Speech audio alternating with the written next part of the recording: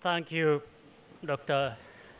Jim Kim, President of the World Bank Group, Prime Minister of Cote d'Ivoire, distinguished speakers, audience, ladies and gentlemen.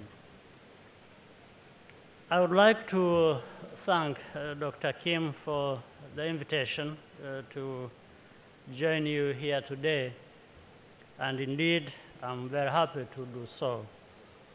Human capital is without doubt the driver of high income growth and the foundation of prosperity.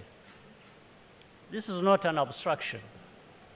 We are talking about people in real terms. We are all born equal in rights and dignity, but the trajectory and the velocity of progress are determined by how well we use the capabilities acquired in the earliest stages of our lives. By investing in health, education, and creativity, we turn our people into individuals who have the ability to think and act not just for themselves, but also for the benefit of their communities. Unleashing human freedom and ability is a force multiplier that creates limitless potential. For that reason, I would like to challenge us all not to limit our ambitions to eliminating extreme poverty. That just doesn't sound good enough.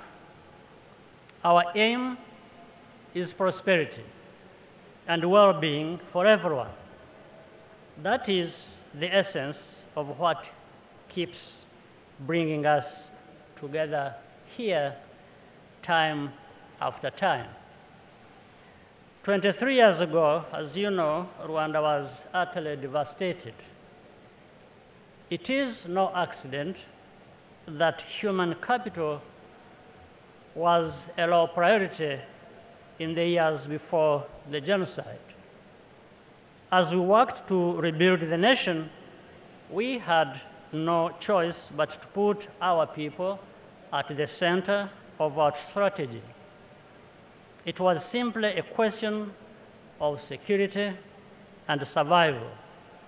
Let me give you just one example.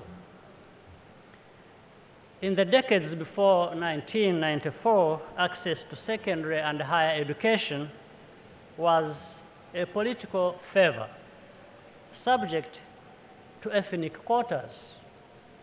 The country produced only about 2,000 university graduates in that period. Today, around 90,000 Rwandans complete tertiary education every year. Our national health insurance program covers nearly 90% of Rwandans, and tens of thousands of volunteer community health workers are deployed across the country. This contributed to an 80% reduction in maternal mortality and a 70% reduction in infant and child mortality since the year 2000. By requiring equality of access and opportunity for girls and women in schools, in the workplace, and in terms of legal rights, we have made our economy demonstrably stronger and more resilient. Broadband internet is available throughout the country and increasingly affordable.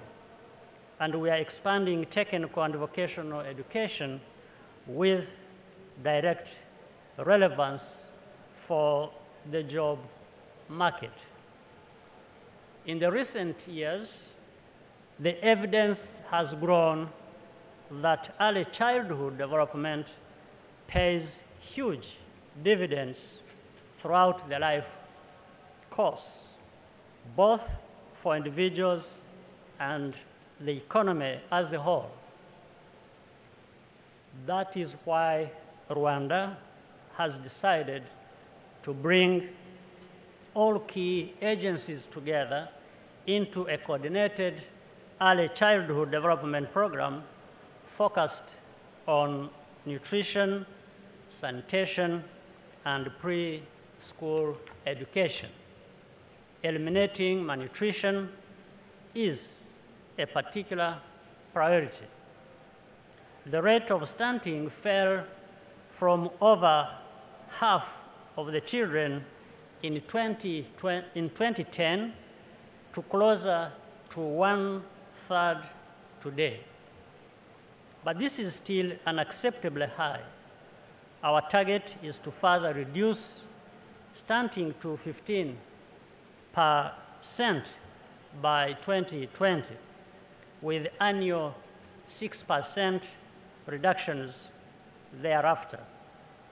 We are pleased to have the partnership and strong support of the World Bank for these efforts, with 3 new projects focused on social protection, nutrition, and agriculture.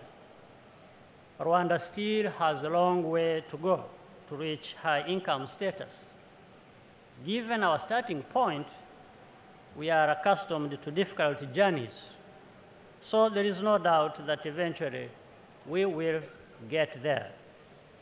But we cannot derive full benefit from our natural resources or seize the opportunity of globalization without first making the inherent potential of our people a reality. Government does not just provide funds, it also creates public goods through an environment of security, stability, policy, predictability, and the rule of law. The optimism about the future that is shared by Rwandans as well as our partners is based on continuing to deliver tangible improvements in the well-being of our citizens. Human capital generates prosperity by enabling mindsets of responsibility, productivity, innovation, and self-reliance. We are very happy to work with the World Bank Group and other partners to ensure that this perspective remains at the top of the Sustainable Development Agenda. In closing, allow me once again to thank Dr. Kim and other development partners for outstanding leadership in keeping the value of the human person at the center of decision making. Thank you very much for your kind attention.